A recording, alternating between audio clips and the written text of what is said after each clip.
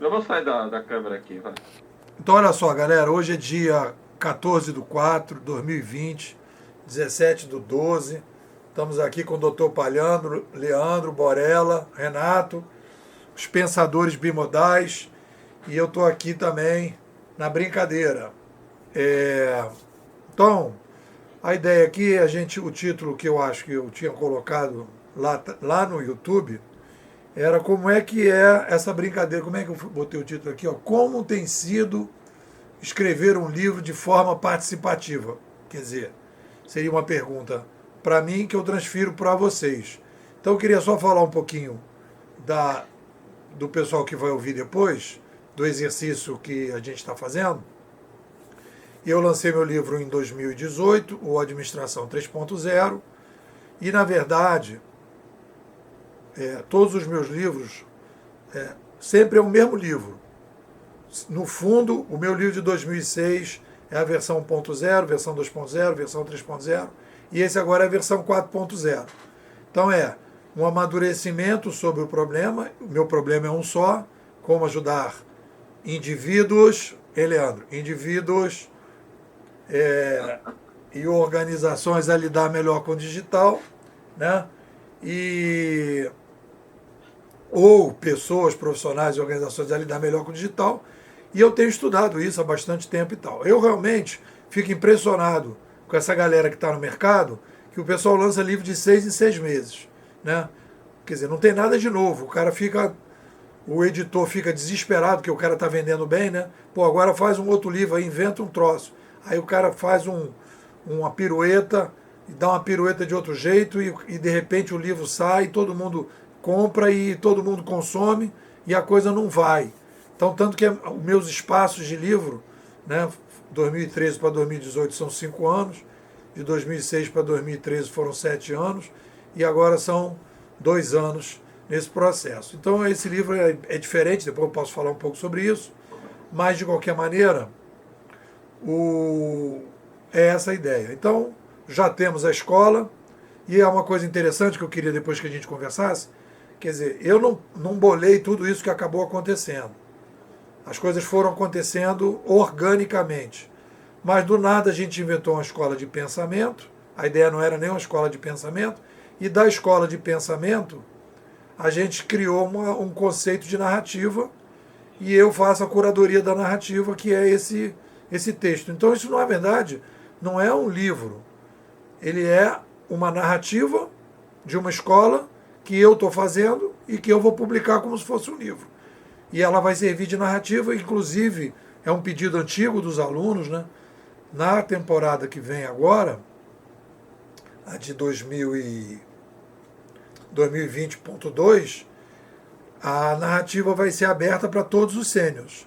E aí vai ter, né, um debate sobre atualização. E aí eu fiz essa separação entre o café, que é aquela coisa que todo mundo está falando ali, que nem os desesperados, que é a galera tomando café e tomando cerveja, sei lá, e cachaça também, e a narrativa.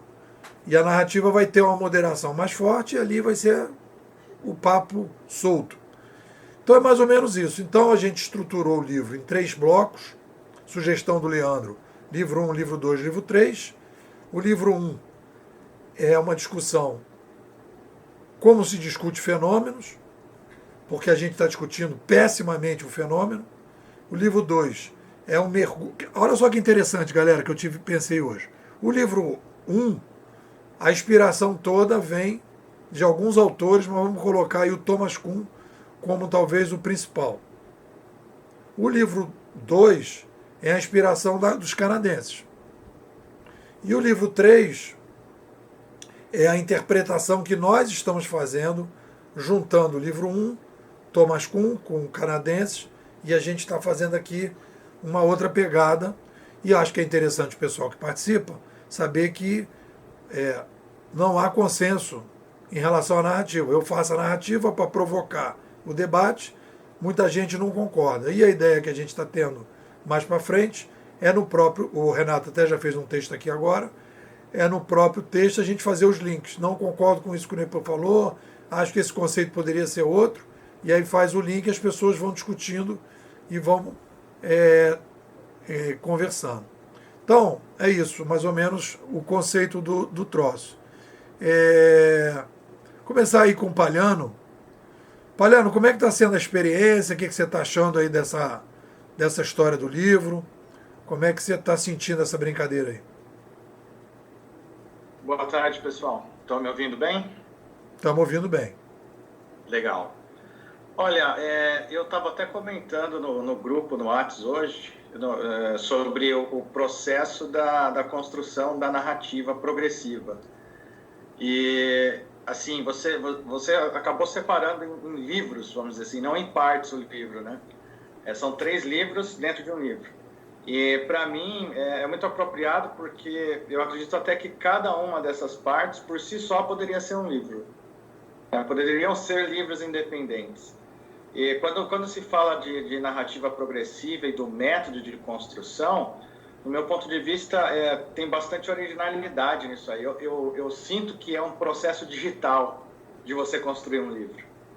Porque você faz isso, primeiramente, remotamente. Nós estamos distribuídos, desmaterializados ali dentro daquelas salas de bate-papo. Segundo, de forma colaborativa. Cada um dá o palpite, conversa, interage, discute, para criar consenso. E terceiro, você tem o elemento da curadoria, né? Que é o NEPO, que vai olhar e vai escolher dentro desse, vamos dizer assim, furacão de ideias que tem ali, o que é pertinente para a narrativa e o que não é pertinente naquele momento. Então, e é um processo progressivo, né? Aquele beta eterno, vamos dizer assim, que está sempre caminhando. Eu nunca vi um livro ser escrito dessa forma, né? Então, eu acho assim que é bastante interessante pelo resultado que isso dá, você ter várias cabeças construindo uma narrativa em conjunto, de forma que não sai uma bagunça no final. No final sai um livro, né? No final. Então, é uma experiência bem interessante.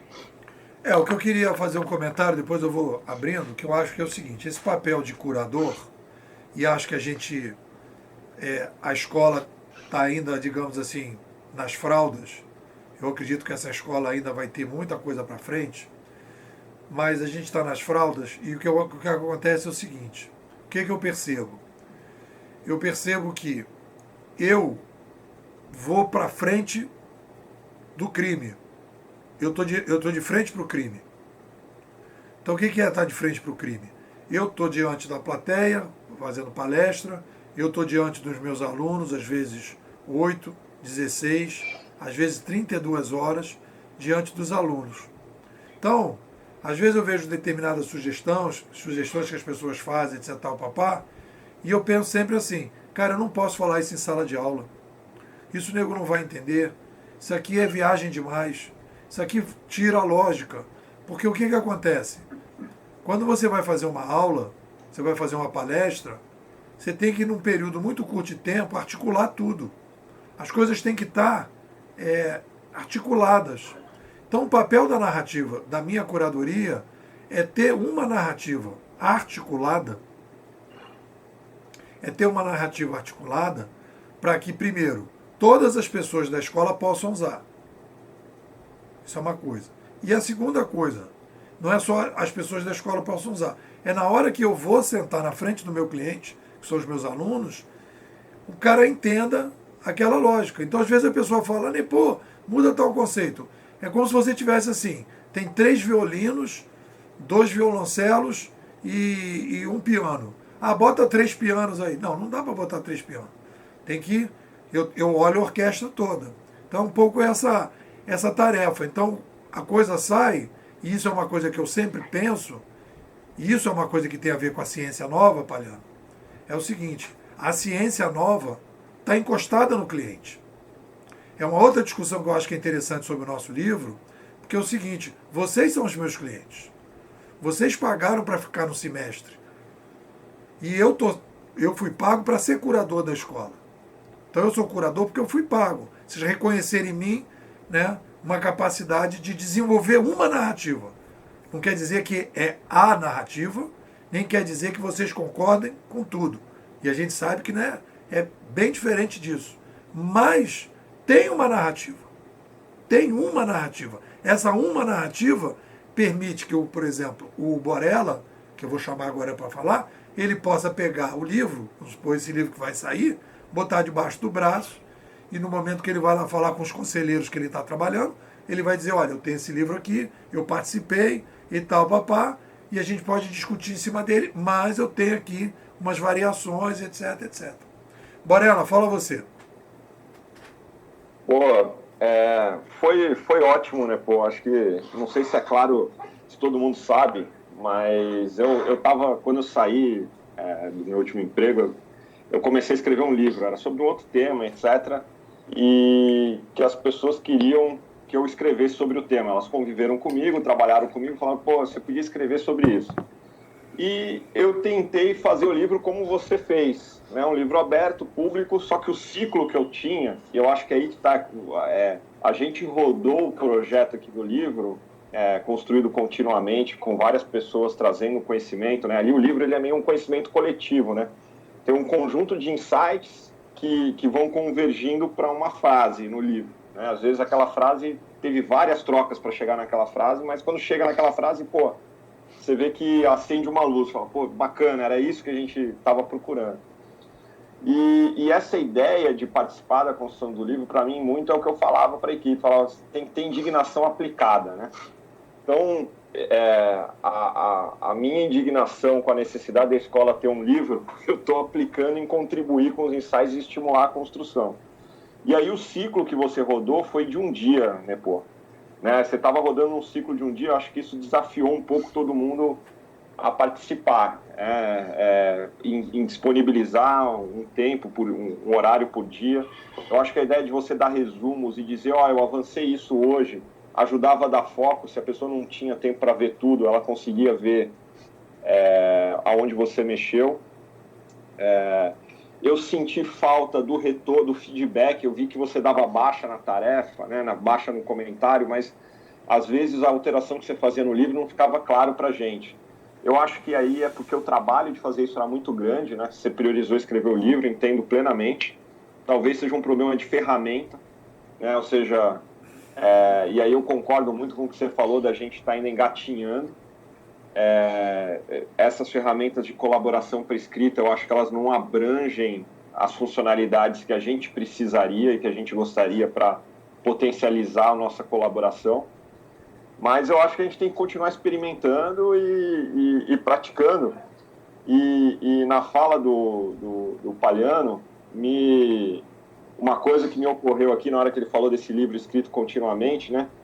Eu fiquei imaginando o Google pegar todas as versões que você salvou aí diariamente e ele conseguir, a partir de um conjunto de tópicos, gerar o livro, né? Depois com um algoritmo de inteligência artificial, se ele tiver livros o suficiente, né? Vamos dizer que ele colete 1 milhão de livros sendo construídos assim, talvez só colocar os tópicos ele conseguiria gerar o produto final lá na frente.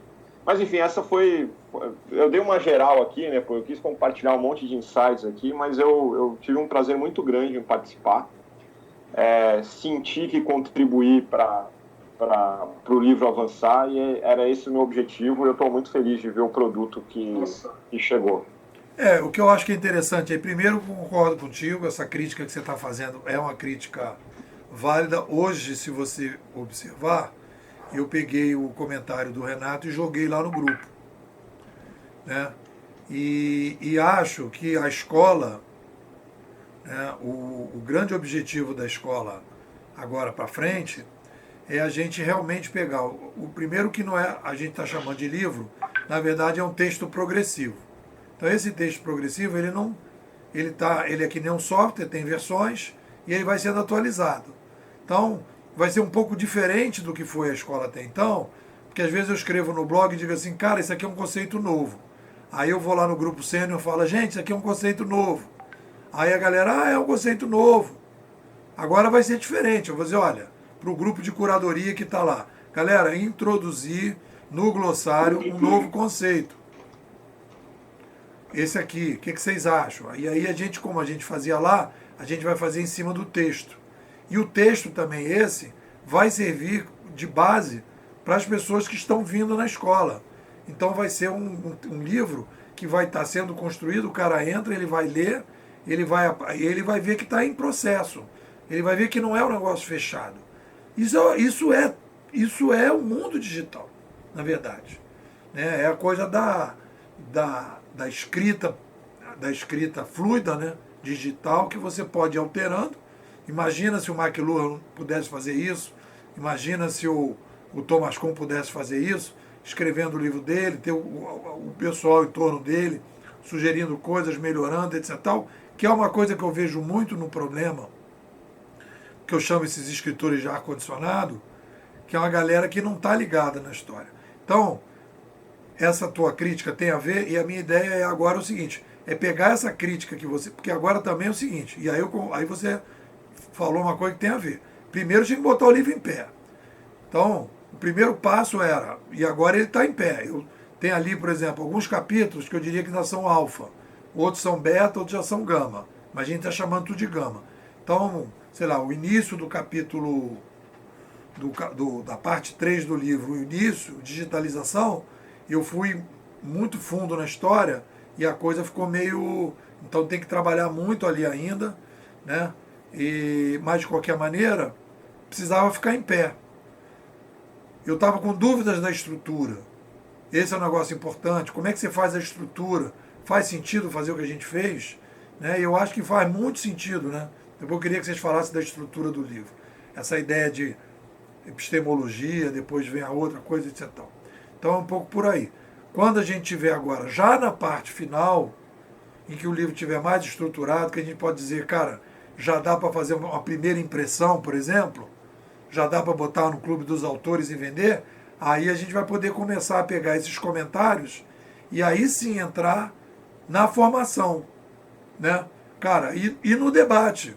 Hoje o Palhano fez uma discussão super interessante. E, pô, o que é fenômeno? Aí a gente falou, tem fenômenos permanentes e fenômenos provisórios, e aí a gente começou a... Então eu já tenho que fazer uma mudança ali na epistemologia. Então vai entrar a mudança, tem que mexer no glossário, são vários itens. Então isso tudo vai ser um trabalhinho de permanente atividade, né?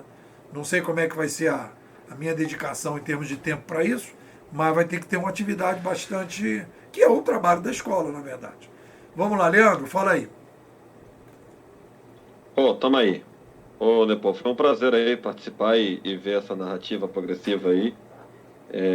Obrigado aí por ter topado, ter dividido o livro em livros, para poder dar aquela polida naquela parte do saber pensar, que eu vou te colocar também, né? Numa escola não é só aprender, né? Até não é só isso, né? É o trabalho do saber pensar. Então, o errar e aprender, o saber escrever o que está se pensando e está defendendo, é muito válido para a escola, né? Então, provocar esse aprendizado.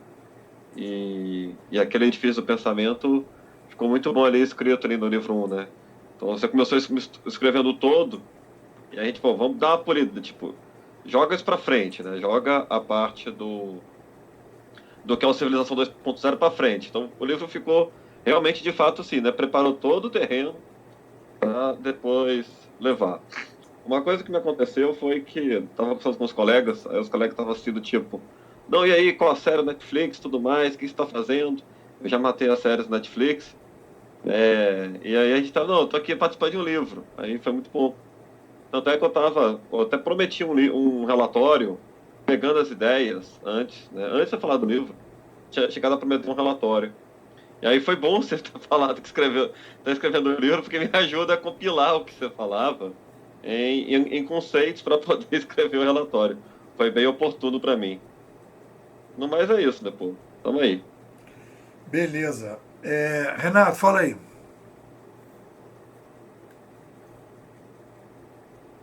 Conseguindo me ouvir? Tô te ouvindo. Legal. Eu acabei de entregar esse artigo conforme prometido, sobre bimodalidade e ações bimodais.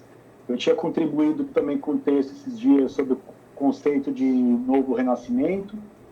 Eu entendo que a gente está no caminho certo. Eu entendo que esse modelo de wiki, de cada um contribuir, essa construção coletiva, é muito importante, porque cada um identifica pontos cegos na visão do outro, e essa construção coletiva ela é importante, porque o cérebro de todos pensa melhor do que um único cérebro. Legal. O que eu acho que é interessante aí, e agora a gente vai entrar, porque o que acontece em relação a essa coisa da participação e dessa coisa do coletivo?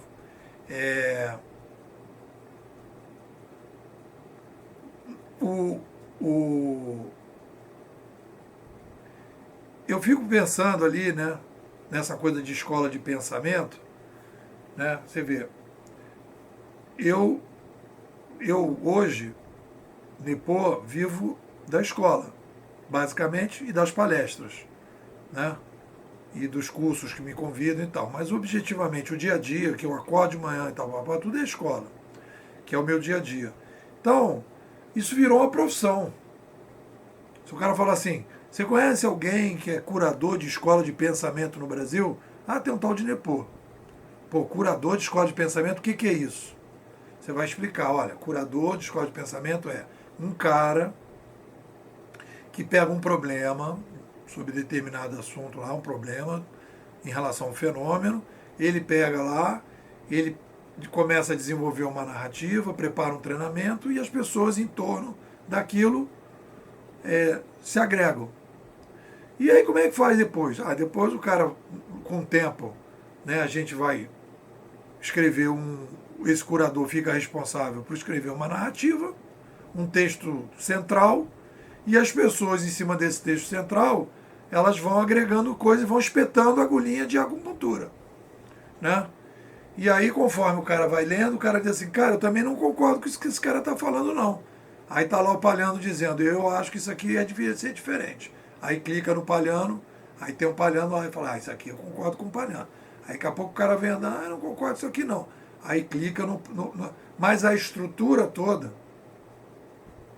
o cara vai dizer assim, cara, como é que vocês pensam esse mundo digital? Etc. Olha, a gente está numa escola, tem um livro, que é esse aqui, que a gente participa, discute, que está em processo de atualização, e tem aqui uma série de mudanças que a gente sugere, que estão aqui. Então eu acho que isso é inovador, muito inovador. É uma startup, e acho que a gente criou um modelo que é assim, é um debate para o que é a ciência do século XXI. A gente está construindo. Nós estamos fazendo isso. Nós estamos dando um exemplo assim, o que seria uma universidade? O que seria uma escola mesmo, no século XXI? Eu acho que a gente está fazendo seria isso. Em vez de você ter tijolo, a economia do UFRJ, tijolo, economia. Já começa de problema daí. Economia não. Qual é o problema? A gente estava discutindo no direito, a gente chegou à conclusão que o tema não deveria ser direito, deveria ser conflitos. Qual é o problema que as pessoas têm? Conflitos. Como é que os conflitos entre as pessoas serão resolvidos no próximo século? Em vez de uma escola de pensamento sobre direito, é uma escola de pensamento sobre conflitos. E aí, em cima dos conflitos, fazem as leis.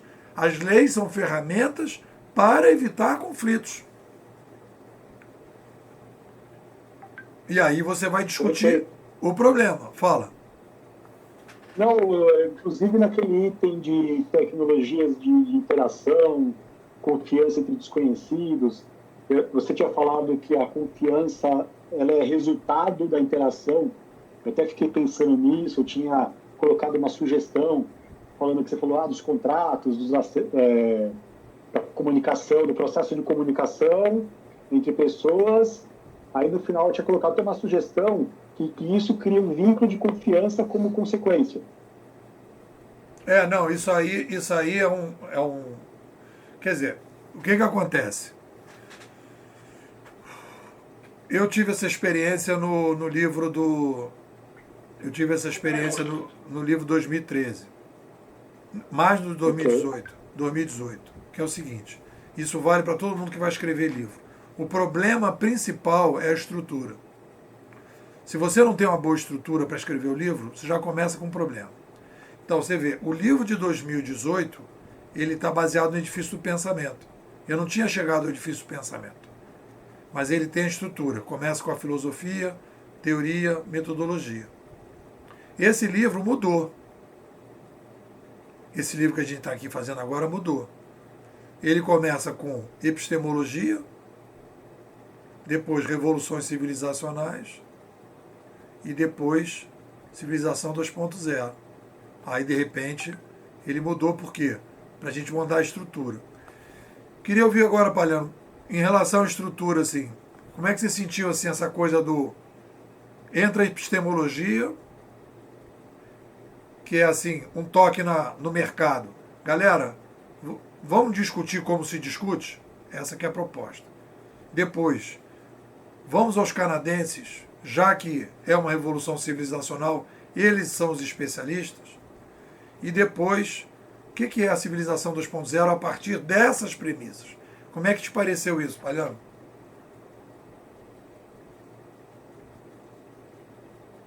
Palhano? Tô aqui, calma aí. Eu achei que ficou muito bom. Você ter a preocupação de contextualizar o leitor, né, para o que você vai falar, eu acho que é bastante importante. Até porque é uma abordagem não convencional, né, vamos dizer assim, de falar sobre as coisas. E eu acho que assim, é como se fosse um prefácio estendido ao primeiro livro, né? Ele vai falar, bom, isso aqui é o que você precisa saber para entender o que a gente vai dizer depois. Então, eu acho que ficou bem bacana isso daí, em termos da estruturação. A parte depois que entra no assunto e fala das revoluções para você poder justificar o porquê que a narrativa faz sentido dentro de um contexto histórico, fazendo uma revisão e tudo mais, também é fundamental. Depois quando entra na parte da própria revolução civilizacional, né, da proposta da escola em termos de pensamento, aí eu acho que o cara está preparado para receber o baque, vamos dizer assim. Se você fosse direto para a última, né, como eu acho que um livro convencional é escrito, você ia ter dificuldade de fazer as pessoas entenderem. Mas da maneira que está posto, eu acho que funciona bem. Tem uma coisa que eu queria comentar sobre isso, Palhano, depois eu ouvi a opinião do resto do pessoal, que é a seguinte. Qual é a sensação que eu tenho? Eu estou no mercado de internet, eu entrei no mercado de internet em 1993, na Rede Nacional de Pesquisa, 1993. Estamos em 93, 2003, 10 anos, 2013, 20, eu estou com 27 anos de internet, né? Então, o que acontece? O que eu percebo é como se a gente estivesse vivenciando hoje, assim, as pessoas entram no debate, mas elas não entram no debate. Elas não entram, a academia está fora da estrutura, porque eles estão preocupados lá só com as coisas deles, em publicar para ganhar citação, então estão fora. Você vê que não tem nenhum livro importante sobre o digital vindo da academia, nenhum, que circula no mercado, nenhum. Mas a academia não escreve para o mercado. Escreve para quem, então? Né? Mercado é a vida, a sobrevivência, as pessoas. Então escreve para quem, então? Para eles mesmos ficarem. Então eles abriram o negócio.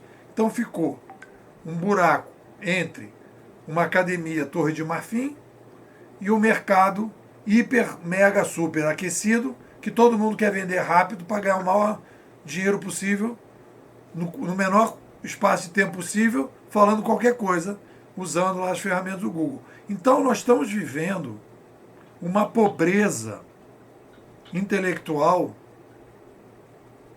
uma pobreza de estrutura intelectual, que é típica de característica de macrocrise de informação, de macrocrise civilizacional. É como se a gente estivesse saindo da Idade Média. Uma incapacidade total. Quer dizer, Thomas Kuhn, um cara super importante para o debate, ninguém fala do cara. Palhano, você é o cara que eu conheço que mais conhece a Escola Canadense de Comunicação. Que eu conheço. Não tem ninguém que eu conhece mais. Com detalhes, com todas as coisas. Sempre você está contribuindo. Cara, Palhano, faz sentido a gente fazer um debate sobre digital sem esses caras, cara? Se você vai falar de mídia, não tem como. Né? Porque a escola canadense, ela aporta muito em termos de te dizer como que a introdução de uma nova mídia vai transformar a sociedade. E dependendo da mídia que é introduzida, ela não transforma, ela revoluciona, né? Então, o que a gente está vivendo agora é uma revolução. Bom, vamos dizer assim, ir para uma guerra, vamos dizer, com um espeto de pau, né? Você vai até guerrear, mas está com o instrumento errado, não é a arma mais eficiente para isso. E eu acho que a escola canadense é a arma apropriada. E aí Por que as pessoas... Rapidinho.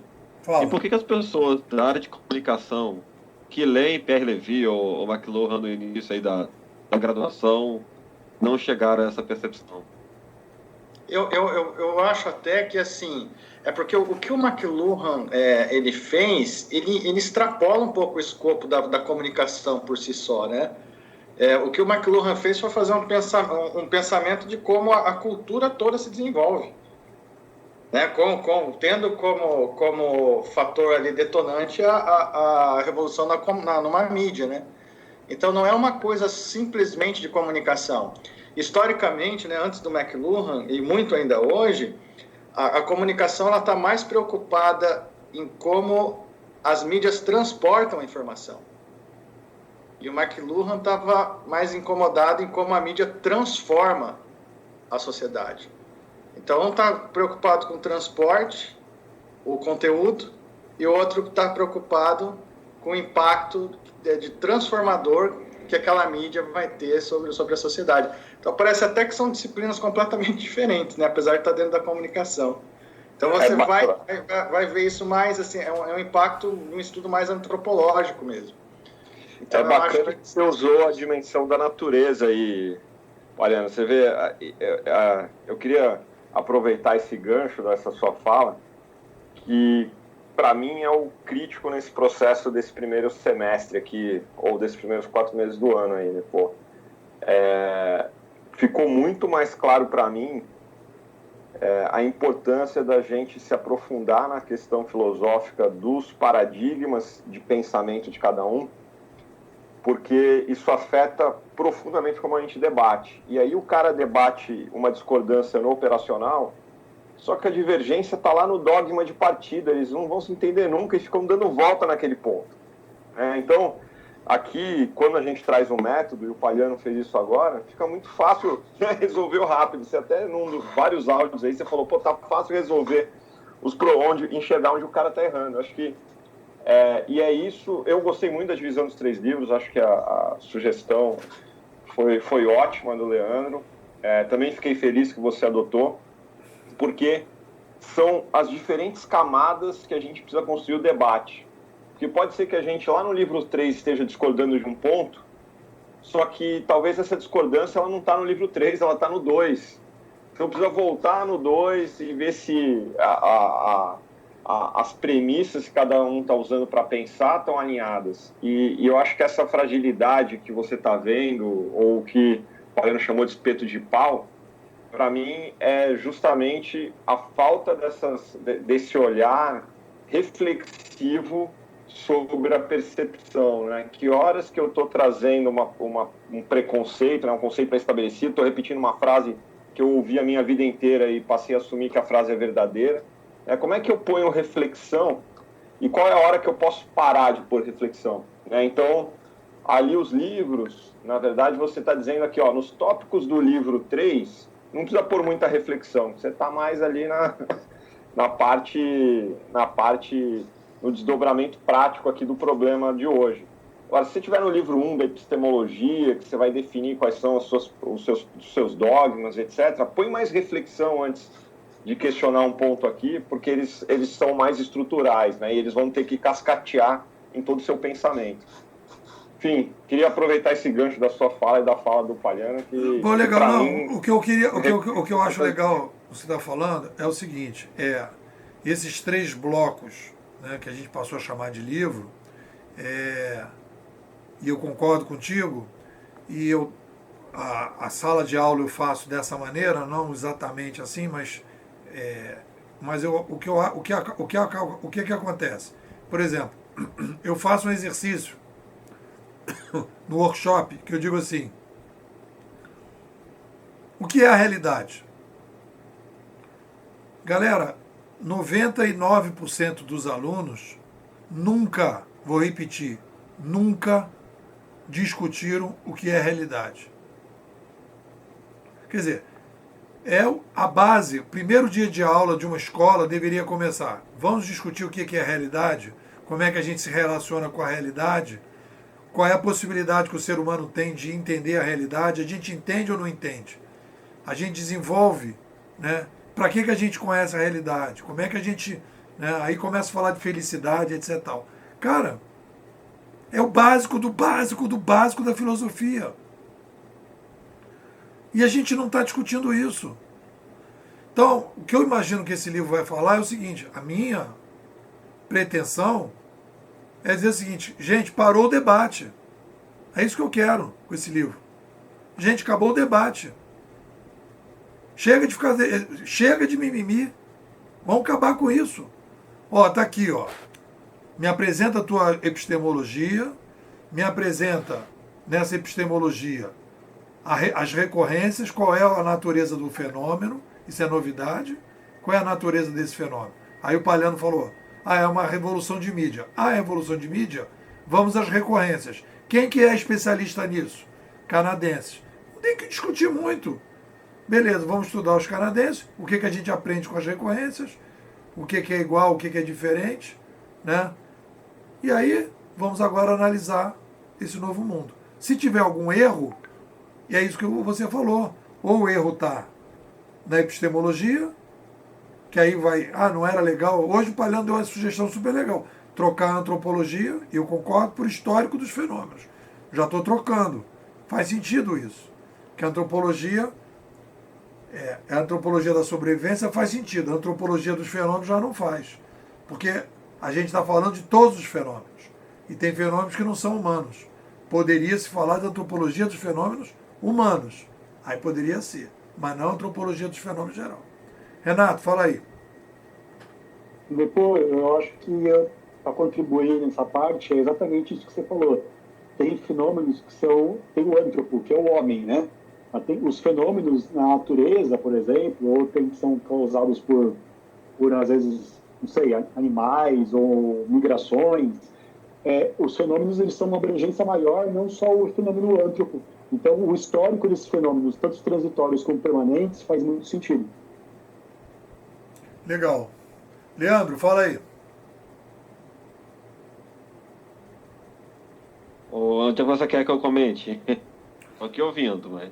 Não, eu acho que é essa parte da divisão dos livros, né? O que você sugeriu. A verdade é que o livro ia estar estruturado em 3 partes. Você sugeriu que, em vez de chamar de partes ou capítulos, né, fosse livros. E eu concordo. Eu fui atrás das minhas referências aqui do Taleb, né? Você sabe que eu gosto, mas é do Taleb, né? Então, aí eu fui ver lá, né? Que ele tem aquela separação de livros. Você até consegue, naquela literatura longa do Taleb, até dar uns saltos, né? Chega, deixa por outro.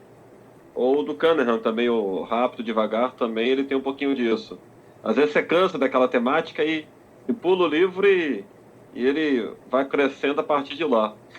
Então, isso permite dar ao leitor esse baque também, né? Assim, passou uma coisa, agora vamos virar o capítulo, né? A forma de pensar. Ficou muito boa, né, pô, assim. Aí quando depois que você fez isso, né, teve que só depois dar aquela polida de tirar o que estava adiantando o tema, né? Para deixar os livros independentes. E o livro 1, ele é um banho de ciência, né? Que pode ser aplicada em outras práticas, né? A aula de Thomas Kuhn é fantástica. Eu peguei o livro lá, Estruturas de Evolução Científica. Tem um prefácio, né? O prefácio é uma preparação para o livro. ele dá tudo uma dissecada do Thomas Kahn. Então, da mesma forma, você tem ali um prefácio prolongado sobre como se preparar para o livro. Ficou muito bom. Eu acho que com essa estrutura, eu acho que aí agora a gente vai começar, e aí vai começar digamos, evolução. Tem coisas que eu tenho certeza que estão sendo ditas na parte 1, que poderia incluir um pouquinho na parte 2, tem coisas na parte 2 que poderiam vir para 3, e aí a gente vai fazendo o ajuste. Mas assim, eu já vejo que um cara novo, e eu estou testando, tem 2 alunos novos que estão entrando para ler o livro. Eles vão fazer os comentários agora, vão começar a sentir. Que aí também tem essa experiência, né? De como é uma pessoa que não conhece. Não é que não conhece muito, os 2 já fizeram formação, mas não são tão antigos como vocês. Pegar e dar uma lida e falar, cara, entendi, né? Porque eles agora vão tirar dúvidas. Eles não vão entrar para comentar. Podem até comentar à vontade, mas eles vão tirar dúvida. Aí nas dúvidas, é exatamente isso que eu aprendo, né? Eu vejo a dificuldade que o cara tem, e aí aquele conceito você fala, realmente esse conceito não dá para usar, porque está gerando muita dúvida. Vamos dar uma limpada nesse conceito. E vamos limpando. Acho que então a gente está num projeto bem legal, acho que não acabou, estou vendo todo mundo se despedir. Tem uma coisa que eu queria falar, primeiro, né, para a gente ir terminando aqui a live, primeiro agradecer muito a vocês. Tem uma coisa que o Borella fez que foi uma coisa bem legal e que eu acho bacana, inclusive nas coisas que a gente vai comentar dos textos das outras pessoas, a gente destacar o que foi legal. Né? Depois o Leandro começou a fazer também, pegar alguns, acho que o Palhano fez um pouquinho, o Renato também, pegar alguns pontos e dizer, cara, isso aqui ficou legal. Isso aqui está muito bom. Por quê? Porque me chama a atenção para aquele trecho, e aí às vezes assim, cara, esse trecho aqui eu não vou mexer porque, fulano gostou, e aí às vezes, entendeu? Claro que às vezes na necessidade se muda, mas perceber que a pessoa achou bacana aquilo ali, então dá um impacto de você. Então eu vou olhar com carinho isso aqui na hora de fazer alguma alteração, ou quando alguém quer fazer uma alteração, perceber, alguém curtiu isso aqui, peraí, deixa eu tomar um certo cuidado. Aí sim, acho que essas coisas dos comentários a gente vai ter que desenvolver e tal. Então vamos dar uma rodada final. Tivemos aqui um papinho de 1 hora. Palhano, qual é a mensagem final aí? Gostei dessa tua observação agora, porque na verdade isso deixa mais digital ainda a narrativa progressiva, porque o que você está falando aí é deixar rastro, né? É deixar o curtir e não curtir. Tanto o positivo quanto o negativo são importantes na construção, né? Legal. Bom, com relação à narrativa progressiva, eu gostaria até de falar alguma coisinha a mais. Eu acho assim, ela é muito apropriada, eu acho ela muito digital, porque quando você olha para o que o McLuhan falou dessa época que a gente está vivendo, que ia viver ainda do digital, ele fala, é uma época que você não tem mais especialista. A gente vive numa época que ela é tão acelerada, as coisas acontecem tão rápido, né? Tem tanta informação, que o especialista, em 3, 4 meses, 1 ano no máximo, deixou de ser especialista, porque ele já não sabe mais tudo, porque tudo muda muito rápido. Então é uma época que os especialistas já não existem como existia antes, que o conhecimento se modificava muito devagar. Então você podia se especializar e ficar anos como sendo um especialista. Então isso acabou. E dentro desse cenário, a narrativa progressiva faz todo sentido. Né? Então quando você tem até o produto ali, mas o próprio produto está em evolução, o produto sendo o livro, ou o produto sendo a narrativa. Mas no final das contas, né, a narrativa é sempre um conjunto de certezas provisórias razoáveis, né, que estão sempre se modificando. Então eu acho isso aí fantástico. Só para concluir, o Borella falou sobre um algoritmo que o Google poderia construir em cima do nosso processo de construção, e eu acho que é bem interessante. E eu não sei se você já ouviu falar daquele conto do Jorge Luis Borges, o argentino, Borella, chama Biblioteca de Babel. Dá uma olhadinha lá, acho que você vai gostar. Não ouvi não, anotei aqui, vou procurar. Biblioteca de Papel. Biblioteca de Babel. De Babel. Bem interessante. Show. Valeu, gente. Obrigado. Valeu. Leandro, fecha aí. Posso fazer um ponto? Leandro, fala. Quem quer falar? Leandro, fala aí. Eu posso falar? Pode, com certeza. Eu acho que o algoritmo do Google que o Borella falou provavelmente era o algoritmo de PageRank, que faz, cada um fala o que gostou e ele vai ranqueando.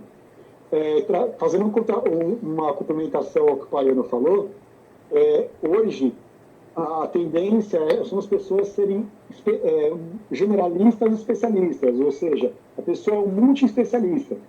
E trazendo isso para as organizações, a bimodalidade ela se faz cada vez mais necessária.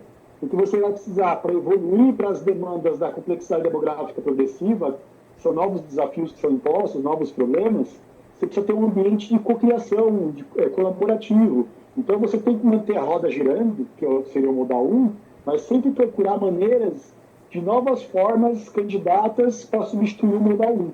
Então, a complexidade demográfica progressiva, ela exige da gente maneiras quase que antifrágeis de se existir, trazendo um conceito do Taleb. Resumindo, é isso. Bom, falou do Taleb, fala do Leandro. Leandro, fala aí. Eu vou lançar aqui uma ideia, né?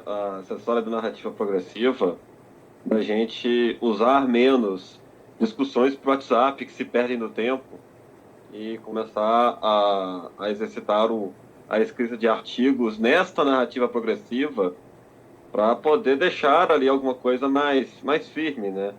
Senão a gente fica só nos papos emotivos, nas percepções e não constrói argumentos. E isso favorece aí naquela ideia de aprender a pensar. Eu cheguei a pegar eu tive uma ideia de livro infinito numa época aí, que era uma ferramenta de wiki com mapa mental, e aí eu peguei um livro, grossão aqui, aí eu peguei, acho que foi 3 capítulos do livro, eu fui reescrever o livro baseado em wiki com mapa mental. Só que aí eu percebi o seguinte, né?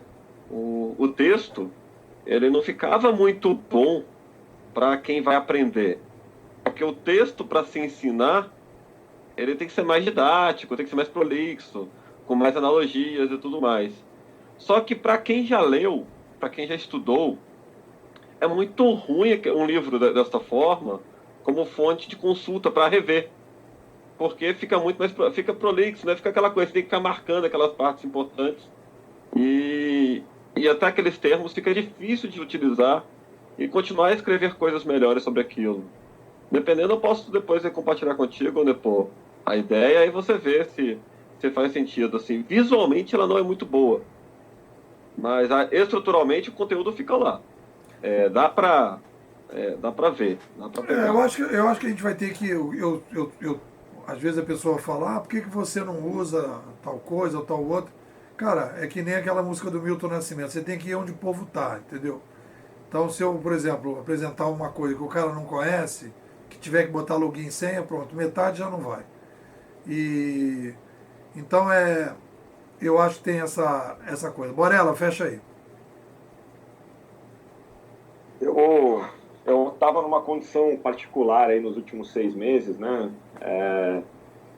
Mas eu queria compartilhar contigo, né, com os colegas aqui, que são os que mais contribuem com a escola diariamente, que eu me desenvolvi muito, né? Ou seja, eu não sou o mesmo profissional de quando eu comecei na escola, e muito menos o mesmo profissional de quando virou o semestre. Esse semestre foi muito bom mesmo.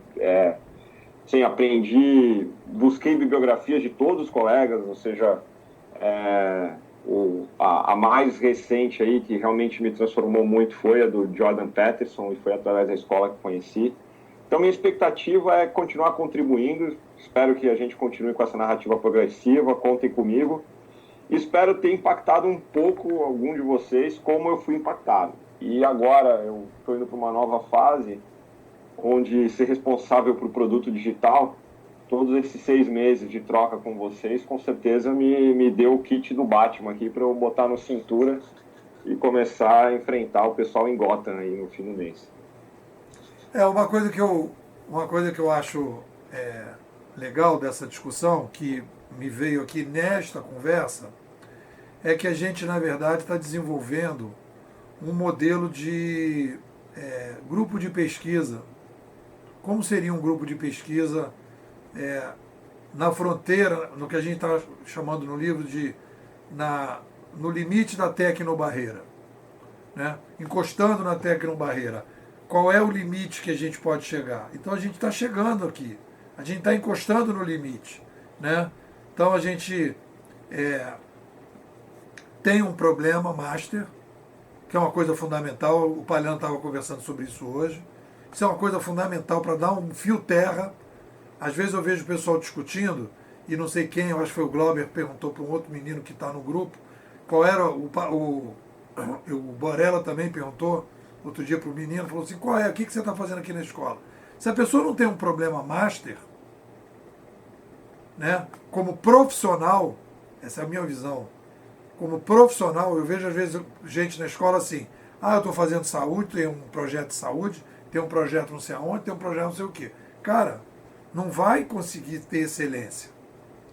Eu estou há 20 e tantos anos discutindo, desde o livro de 2006, um problema só. Um só.